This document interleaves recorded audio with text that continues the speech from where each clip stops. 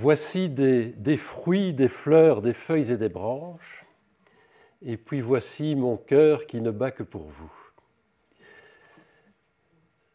Ce sont les deux premières phrases d'un poème que Paul Verlaine a écrit pour une dame.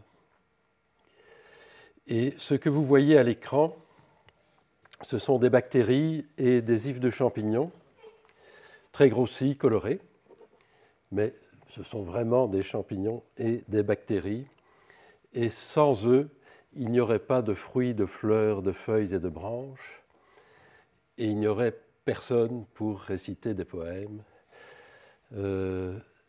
Ça doit être très clair, il y a d'autres organismes qui aident aussi.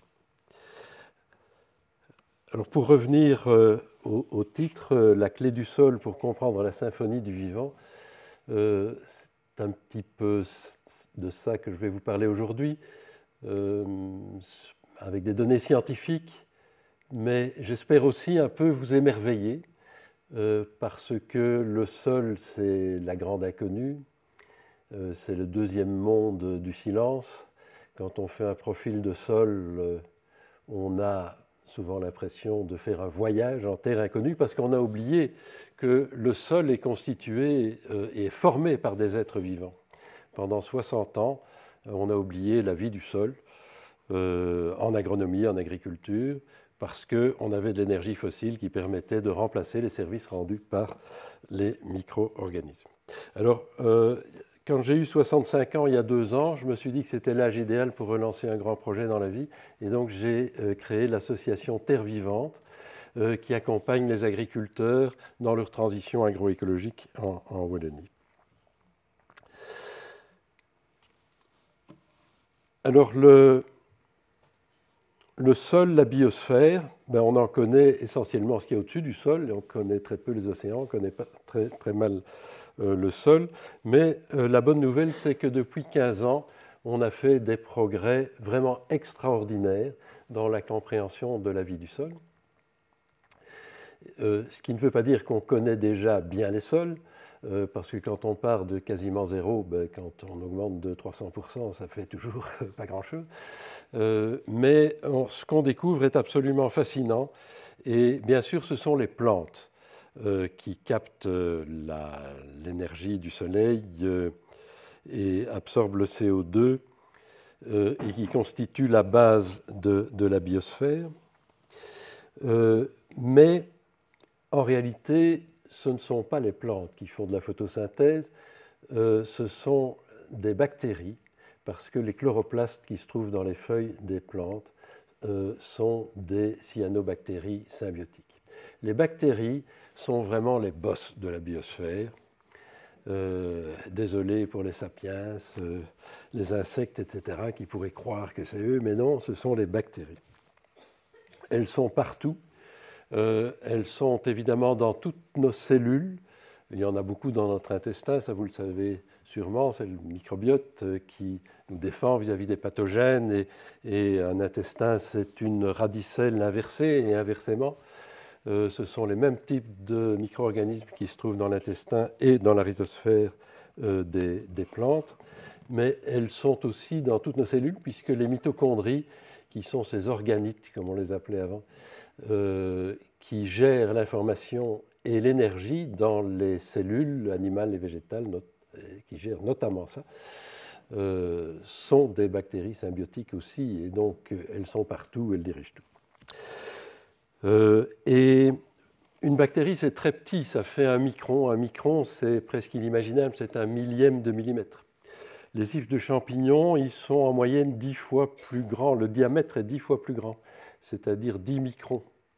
C'est plus petit que la tache d'un bic qu'on laisse tomber sur un bout de papier. Mais il y en a des milliers d'espèces dans 1 gramme de sol. Et surtout, ce qui est très convaincant, c'est là qu'on comprend leur importance en agriculture et dans les espaces verts, c'est qu'il y a plusieurs tonnes de bactéries et de champignons par hectare. Et là, on comprend que ces tonnes d'organismes peuvent avoir une influence très très importante. Il y a l'équivalent d'un poids de 2 à 4 vaches par hectare de bactéries et de champignons, sans compter les vers de terre aussi et tous les autres organismes, les protozoaires, les nématodes, etc. Alors, ces bactéries et ces champignons qu'on voit ici schématisés sur la rhizosphère, et on ne voit que les micro-organismes symbiotiques. En gros, dans le sol, il y a deux grands types d'organismes, ceux qui vivent tout seuls dans leur coin en se nourrissant de matière organique morte, de l'humus, de bois, etc. Et puis ceux qui vivent en association avec des plantes, et ce sont les micro-organismes symbiotiques qui peuvent être des bactéries et des champignons endomycorhiziens. Cette figure représente l'extrémité d'une racine de plante. Ce n'est pas à l'échelle. Les bactéries sont beaucoup plus petites par rapport à la radicelle que ce n'est indiqué sur cette figure, et il y en a beaucoup, beaucoup plus. Et cette figure représente les trois grands types de symbiose. Toutes les bactéries qui sont attirées par les exsudats racinaires. Alors ça, on sait depuis longtemps que ça existe, les exsudats racinaires, mais on avait tout à fait sous-estimé l'importance de ces exsudats racinaires qu'on appelle plutôt aujourd'hui le carbone liquide, en opposition au carbone solide, qui est le bois, les tontes de gazon, la paille, le fumier, etc.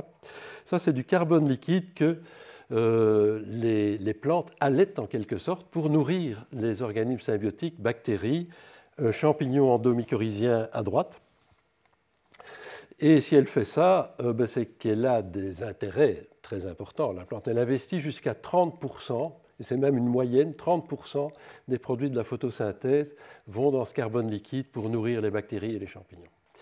Donc si vous, par exemple, vous investissez 30% de votre salaire mensuel dans quelque chose, c'est que ça en vaut la peine. Et parmi les services que les bactéries et les champignons rendent, c'est notamment protéger la plante vis-à-vis des pathogènes. Et ça intéresse tout le monde, évidemment, aussi bien le pépiniériste, le spécialiste des espaces verts que l'agriculteur. Les bactéries constituent déjà un obstacle physique. Quand un pathogène arrive, elle lui casse la figure. D'abord parce que le pathogène ne peut pas rentrer à travers cette couche de bactéries. Il faut imaginer que les racines des plantes dans un sol vivant ne touchent pas le sol. Elles sont couvertes d'une chaussette de bactéries.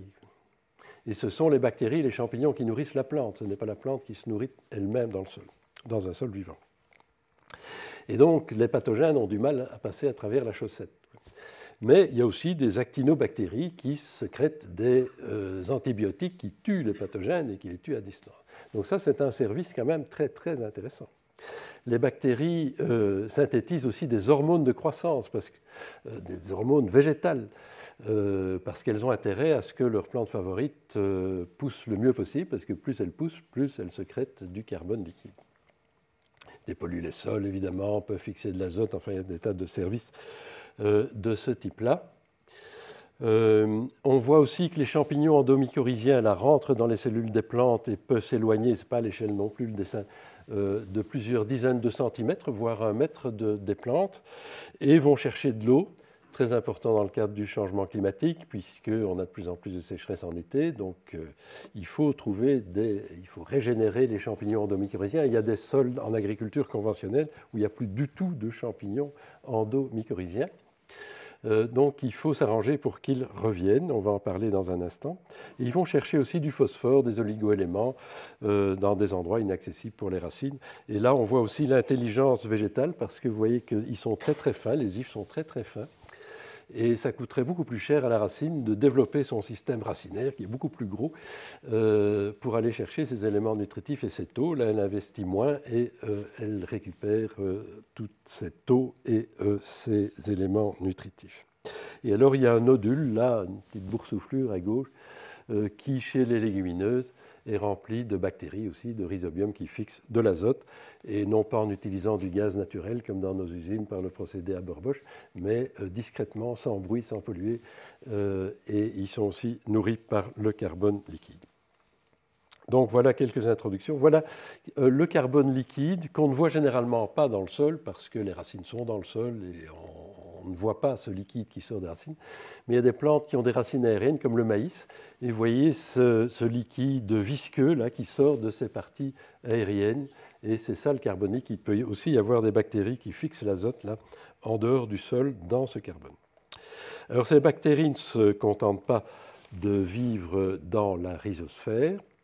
Et d'ailleurs, au passage, il faut dire que Il y a beaucoup plus de bactéries par gramme de sol dans la rhizosphère que dans le reste du sol. Par contre, il y a beaucoup moins d'espèces dans la rhizosphère que dans le reste du sol, parce que les plantes trient. En fait, elles ne nourrissent pas toutes les bactéries ou tous les champignons, elles nourrissent les bactéries qui les intéressent, qui vont leur rendre des services. Et je n'en ai cité quelques-uns, il y en a beaucoup plus. Et ces besoins varient en fonction de l'âge de la plante. Chez une plante annuelle, mais les bactéries qui se trouvent dans la rhizosphère quand la plante est jeune ne sont pas les bactéries qui se trouvent dans la rhizosphère de la même plante quand elle est âgée et proche de la maturité. Et il y a un dialogue permanent entre la plante et les micro-organismes, essentiellement sous forme chimique. Mais la plante peut dire par exemple à son champignon, écoute, j'ai besoin de phosphore, trouve-moi du phosphore, et le champignon lui ramène du phosphore. Elle appelle à l'aide quand elle est attaquée par des micro-organismes, des pathogènes, même sur ses feuilles. Elle crie au secours et les bactéries du sol viennent l'aider pour se débarrasser du pathogène. Tout ça, ça a été bien démontré. Et on voit ici des bactéries qui se contentent pas de rester dans la rhizosphère, mais rentrent dans la plante, se trouvent partout dans la plante, peuvent ressortir par les stomates des feuilles, couvrir les feuilles. Il y a en permanence des bactéries qui tombent de l'atmosphère, on en respire tout le temps maintenant dans cette salle. Elles peuvent aussi coloniser les feuilles. Voilà les chaussettes de micro-organismes dans un blé ancien que j'ai cultivé il y a quelques années. Vous voyez que la terre colle sur les racines. Il y a certains endroits qui étaient décollés parce que j'ai tiré un peu trop fort. Mais là où j'ai été suffisamment précis, on voit cette chaussette de terre le long des racines. Et si la terre colle, c'est parce qu'il y a des bactéries qui la font coller. En fait, c'est une chaussette de bactéries. Alors voilà la phylosphère, il n'y a pas que la rhizosphère, la phylosphère, il y a des micro-organismes sur les feuilles aussi. Et puis, c'est important de citer le principe One Health, une seule santé, dont on parle beaucoup, c'est très à la mode aujourd'hui, mais néanmoins, ce n'est pas une notion aussi récente que ça, parce que Albert Howard, qui était le pionnier de l'agriculture biologique dans les années 1930-1940, disait déjà que si on a des sols sains, on a des plantes saines, on a des animaux sains et on a des gens sains. Et ça, c'est le principe One Health en agriculture. Vous voyez les micro-organismes dans le sol qui passent dans les plantes, on ingère ces bactéries et qui colonisent notre intestin, par exemple quand on mange des fraises, des salades, des choses qui ne sont pas cuites.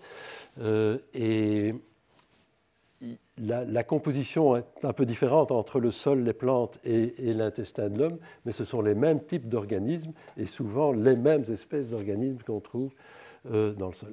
Il y en a aussi évidemment dans le rumen. Le rumen des ruminants est un formidable réacteur de micro-organismes, d'où l'intérêt aussi d'associer des animaux, et en particulier des ruminants, dans les systèmes agricoles durables, en agroécologie, parce qu'ils ensemencent la terre de micro-organismes. Et une terre qui a été pâturée par des ruminants, alors qu'elle ne l'était plus depuis des dizaines d'années, change complètement, elle devient beaucoup plus fertile.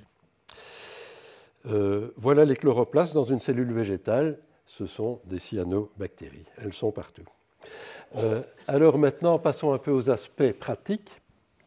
Vous voyez ici les résultats de l'expérience d'Iéna dans l'est de l'Allemagne. C'est une très très grande expérience basée sur des plantes prairiales où on contrôle dans des petites parcelles le nombre d'espèces végétales. Donc si on perd des espèces, on en rajoute. S'il y en a qui se rajoutent, on les élimine, de façon à maintenir un gradient entre 1 et 60 espèces végétales dans différentes parcelles. Et on voit ici à gauche, c'est à peu près au centre de la figure, je peux peut-être la montrer, voilà, avec la souris. Vous voyez ici que plus on a d'espèces végétales, plus on a de microbes dans le sol. Et ça, c'est évidemment une excellente nouvelle, parce que la plupart de ces microbes ne sont pas pathogènes, contrairement à ce qu'on essaie de nous faire croire dans les publicités à la télévision. Les pathogènes sont des exceptions, il y a moins de 5% de pathogènes, il y a 95% de micro-organismes qui font fonctionner l'écosystème. Donc plus on a de microbes, mieux c'est. Et on voit que la courbe augmente très rapidement et puis plafonne plus ou moins vers 10 espèces. Bon. Et à droite, vous voyez qu'on a la même chose, mais de façon encore beaucoup plus spectaculaire avec la résistance aux pathogènes. Donc, plus on a d'espèces végétales, moins on a de maladies dans ce mélange d'espèces végétales. Alors, on s'est dit, mais comment est-ce qu'on peut tirer parti de ça? Il faut stimuler, il faut cultiver beaucoup d'espèces. On va y revenir dans un instant. Mais la première chose, avant de stimuler les espèces de microbes, il y en a des milliers, il y en a des millions, il faut arrêter de les tuer. Et on peut dire on peut parler de la maison sol. Et cette maison sol qui abrite toute la vie du sol et qui est constituée de briques, qui est collée de microparticules qui sont collées par les bactéries et surtout par les champignons. Surtout les champignons qui sont les grands bâtisseurs de la structure grumeleuse du sol. Et chaque année, quand on laboure le sol, quand on le détruit avec une fraise, etc., les micro-organismes et tous les autres organismes, parce que les vers de terre, par exemple, contribuent aussi beaucoup à améliorer la structure du sol, reconstruisent ce sol. Et chaque fois, nous, on l'a détruit. Et on peut même dire que ce n'est pas seulement une maison, mais c'est un habitat groupé. Parce qu'il y a plusieurs familles qui travaillent dans cet habitat groupé, qui vivent ensemble, qui coexistent, qui se disputent. Voilà, bon. Et puis, par les beaux jours d'été, ils dansent la samba écologique. Ils dansent la samba sur la place de l'habitat groupé. Et il y a une énergie extraordinaire. Il y a des déhanchés, il y a des signes plus ou moins explicites ou implicites. Et c'est l'énergie de la samba qui crée l'équilibre dans le sol. Et quand on vient avec nos gros sabots dans cette samba écologique, on détruit tout, on écrase tout, on détruit l'habitat groupé. Et au lieu d'avoir un bel habitat groupé avec des arbres qui l'entourent sur la place du village, on transforme tout ça en banlieue avec des casseurs et des dealers de drogue. C'est un peu ça. Alors on fait ça depuis très longtemps, ce n'est pas nouveau. Ça fait 6000 ans qu'on fait de l'agriculture en Belgique. Ça fait 10-12 000 ans dans le croissant fertile qui, comme on l'appelait dans l'Antiquité, qui va de l'embouchure du Tigre et de l'Euphrate jusqu'en Palestine et l'actuel Israël. C'était ce qu'on appelait le croissant fertile. Bon. Alors, on a cultivé d'abord à la main, à la houle, et puis après avec l'arère, c'est un bout de bois tiré par des animaux, plus ou moins renforcé d'une pièce métallique. Et rien que ça a déjà permis de transformer le croissant fertile dans le désert que vous voyez là à droite, tel qu'il est aujourd'hui. Il y a le livre Dirt qui donne des exemples de ça sur la planète entière et à toutes les époques. L'Afrique du Nord, qui était le grenier à grains de la Rome antique, est aussi un désert, etc. Et ça s'est passé partout. La bonne nouvelle, c'est qu'on sait aujourd'hui comment ne pas détruire les sols et même comment les régénérer. Donc il faut arrêter de labourer il faut arrêter le travail intensif du sol, que ce soit avec la fraise, la herse rotative, la bêche dans les jardins. Et puis il faut remplir le frigo de la maison. Il faut nourrir les habitants de la maison et de l'habitat groupé. Et d'abord, il faut les réveiller. Avec ces mélanges d'espèces, ce sont des couverts, on peut appeler ça des engrais verts, qu'on implante après la récolte d'une culture principale et avant le semis de la suivante. En gros, on peut les semer en juillet-août et on les détruit en octobre pour semer des céréales d'hiver, par exemple. Et ce sont des engrais verts qu'on ne pratiquait pas dans le passé, qui contiennent un grand nombre d'espèces. Vous voyez, il y a du trèfle d'Alexandrie, il y a de la vesse, il y a des pois, il y a du tournesol, il y a du lin, il y a de la facélie, etc. Et comme on l'a vu dans l'expérience d'Iéna, plus il y a d'espèces, plus il y a d'activité dans le sol, plus il y a de microbes dans le sol qui se réveillent. C'est l'effet prince charmant, en fait. On appelle ça les biomax, ces mélanges, pour un maximum de biodiversité, un maximum de biomasse. Et c'est l'effet prince charmant parce que toutes ces espèces qui sont dans le couvert et qu'on ne cultive pas comme espèce principale, et leurs familles non plus ne sont pas cultivées comme espèce principale, elle réveille des micro-organismes qui étaient endormis parce qu'il y a une certaine spécificité entre les bactéries et les champignons, même une forte spécificité entre les bactéries et les plantes, ce qui fait que cette grande diversité réveille les bactéries endormies. Et alors rendre tous les services dont on a parlé, amélioration de la structure du sol, la fertilité du sol, la santé des plantes, etc. Voilà d'autres images qui ont été prises maintenant en octobre, parce qu'on a pu semer ces biomax très tôt cette année, fin juillet. Et en octobre, ils étaient tous en fleurs. On voit ici des phacélies et des tournesols surtout. Ils peuvent être pâturés par des ruminants. À nouveau, on a une accélération du cycle de la matière organique, des éléments nutritifs, mais aussi un ensemencement de bactéries qui ont un effet très positif sur le sol,